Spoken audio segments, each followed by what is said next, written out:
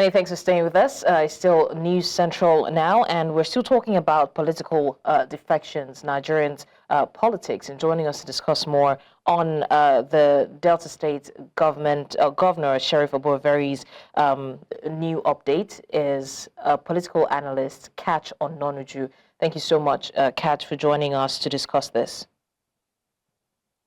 Thank you very much for having me on your channel. An absolute pleasure. All right. So very quickly, I just want us to go straight into it. I'm sure you know about the latest development. How do you interpret the recent wave of defections from opposition parties to the APC?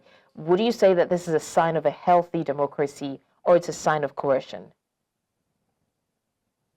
Oh, well, it's a consequence of wrong calculations by the opposition. As I speak to you now, they have not resolved the lingering crisis caused by Mr. Atiku Abubakar's undermining of the zoning formula. And that's why the opposition are in total disarray. And because of that and fear of the formidable organization in the APC, which even employs different kinds of strategies towards capturing any state they go into an off-season election with and other elections. So the politicians are doing the right thing, just wanting to be safe, to play safe.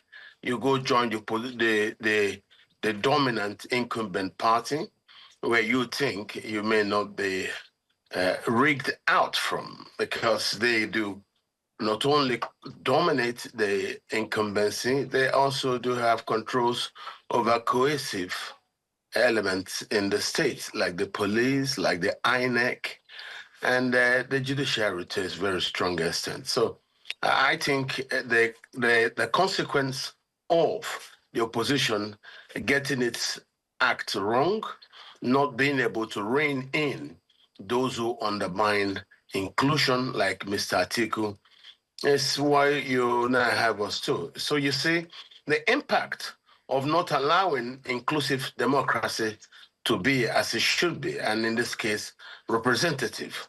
This is the reasons why the opposition has fallen into disarray. So I don't think they have anybody to blame but themselves. You can see the governors beginning to even say they will zone the presidency to the south, telling you that they understand the reasons why the party just imploded and people went their different ways.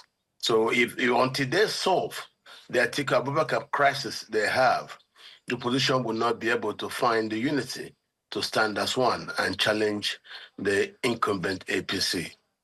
All right. Speaking of party being in disarray, there are claims that President Tinubu's administration is undermining Nigeria's democracy. What do we make of that? What's your take? Well, it's like you claiming that your neighbor is undermining your marriage, whereas the real truth is you're having an internal fight in your house. And due to the internal fight, which is a consequence of you not being able to manage the interpersonal relationship in the marriage. And then one of the partners gets too loud, very noisy, keeps screaming, she will leave, she will get out, she needs divorce, she wouldn't want to be in this kind of suffering arrangement.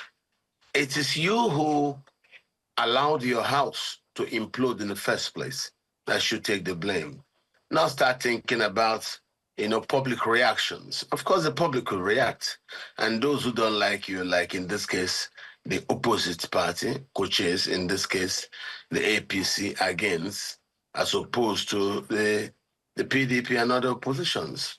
The APC takes this kind of actions to win. You see, now, yes, you could question their strategies, which in most cases, which I have said earlier, border on state capture protocols. But who allows it to occur in the first place? It is the disunity in the PDP. And how did the disunity come? Decision by Atiku and others from the north to contest the presidency. And once the Southerners did not think you allowed them inclusion, don't forget in Nigeria, to allow the North inclusion, we embraced the policy which you call quota system. That's how we included the North in the scheme of things.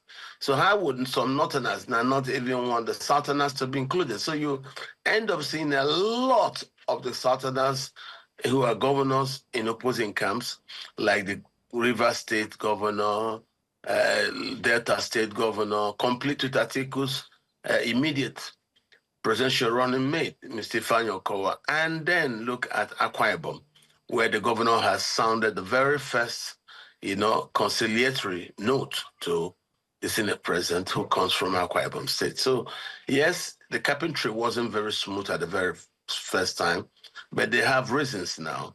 They need to be inclusive. Once the Northerners who organized with Atiku refused to allow the inclusion of the South in the PDP imploded, and then people went their different ways. And today, they say the past is history. So I think the PDP should blame itself for not being able to come together and do the right thing to have stopped the Southerners from exuding the party as they have done. So that exodus is actually what has caused this hemorrhage. They've not been able to fix it because Atiku, Tambuwal, and the rest of them, they're even doubling down, telling you they seem not to care. And I think that's why we have to now suspend, whatever it is we say we're doing, by democracy to actually question inclusion. Inclusion is what it is, and that's why the president also has problem currently borrowing Buhari's nepotism wholesale would not help. You need to include other people in the scheme of governance in Nigeria for us to have peace. Yes, I condemn Buhari's nepotism, and that's why I ask that those who are now complaining against Tinubu, why were they mute during the Buhari days? Because maybe, yes, the nepotism was first targeted at the Igbos when Buhari talked about, 95% and 7% analogies. I don't know how he met that. But you can see now his 5% vote, according to him, he used that as a reason to exclude a large swath of people. He even went on to exclude the Southeast in building the Ibekachukwu designed gas master plan. And he made sure he removed the Southeast from having any pressure points along the gas master plan. And this is why we think it's wrong when people now commit to this exclusion, playing the game of nepotism, which Buhari used, which Northerners now who supported Buhari when he did it are suddenly not supporting Tinubu. And that seems to be the reason now for the realignment and alignments that we are currently seeing within the political, theater. And that, I believe, will be the divides that will shape the different camps going into 2027 election. The need, as the Southerners insist, that they must have their turn till even 2027 and thereafter. And then which some people say no, because they don't want the accommodating affirmative action that accommodates other people. I think this is very dangerous, the way it's been played and led by people like Atiku. He has used that strategy to kill the PDP. So nothing like blaming Tinubu now. Okay. Of course, Tinubu will always have rascals who work with him, who will want to undermine the other people, but then don't give them the chance to undermine you. All right. That's how the game is played.